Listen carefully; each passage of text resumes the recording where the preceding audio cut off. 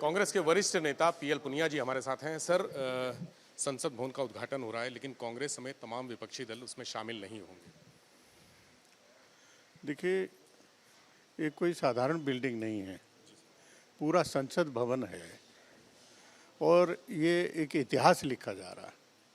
और उस इतिहास से अगर राष्ट्रपति, जो कि पार्लियामेंट का हिस्सा है और देश के सर्वोच्च पद पर है, ऐसे व्यक्ति को आप इस पूरी प्रक्रिया से अलग कर रहे हैं तो राष्ट्रपति पद का अपमान है।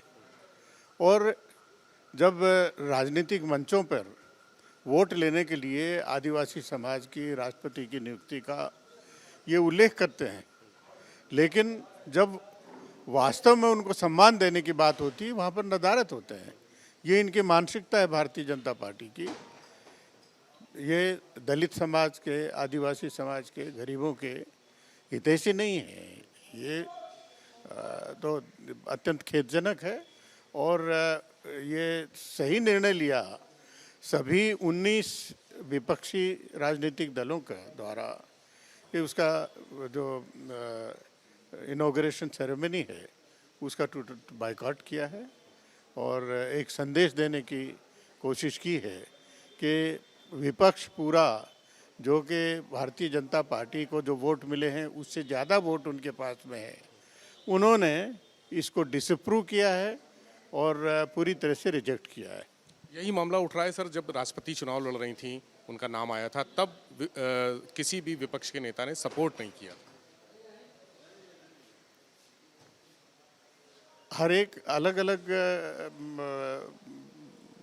राजनीतिक दल वो अपना कैंडिडेट खड़ा किया है तो उनको वोट देने की क्या मतलब है। आप आदिवासी समाज के लिए जो कांग्रेस ने किया है, उनके आर्थिक उत्थान के लिए, उनके वनों में अधिकार देने के लिए तो कांग्रेस ने किया है। ये बाकी ये लोग बैठे हैं, इन्होंने तो कुछ भी नहीं किया। तो इसलिए सिर्फ ये कह देना कि हमने कैंडिडेट दिया था, उसका समर्थन किया जाना था, तभी वो आदिवासियों के समर्थक माने जाएंगे, तो ये पूरी तरह से गलत है। ऐसा नहीं है सर। राष्ट्रीय लोकदल राजस्थान में सपोर्ट में है, लेकिन यूपी में भी कोशिश कर रहे हैं कि कांग्रेस और सपा साथ में आ जाए। क्या ऐसा संभव है? अब ये निर्णय उच्च स्तर पर लिए जाते हैं, सोच समझ के लिए जाते हैं, सभी परिस्थितियों को देखते हुए लिए जाते हैं। वो लिया जाएगा तब उसकी प्रतीक्षा करिए। आजम खान साहब की सदस्यता निरस्त हुई थी जिस मुकदमे पर, उस मुकदमे में एमपी एमएलए कोर्ट ने फैसला दे दिया और उनको बरी कर दिया। अब ये न्यायिक प्रक्रिया के माध्यम से अगर उनको राहत मिली है तो उसका स्वागत किया जाना चाहिए। और जो सदस्यता ख़त्म की गई थी तो उस पर भी पुनर्विचार होने की आवश्यकता है कि उनकी सदस्यता को वापस बहाल किया जाए, तो ये होना चाहिए। और लेकिन ये सरकार, भारतीय जनता पार्टी की सरकार, चाहे केंद्र में हो चाहे उत्तर प्रदेश में हो, विपक्षी नेताओं को वो हैरेस करके, उनको टारगेट करके उत्पीड़न करने के लिए हमेशा किया जाता रहा है, जो कि अत्यंत निंदनीय है। सर, विधानसभा चुनाव में हार के बाद निकाय चुनाव की हार हुई, ये कहा जा रहा है कि यूपी प्रभारी बदला जाएगा। मुझे नहीं पता है।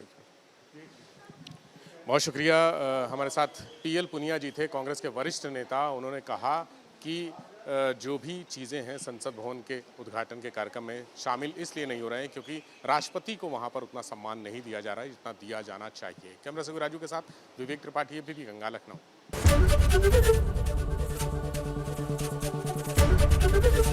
एबीपी गंगा, खबर आपकी, जुबान आपकी।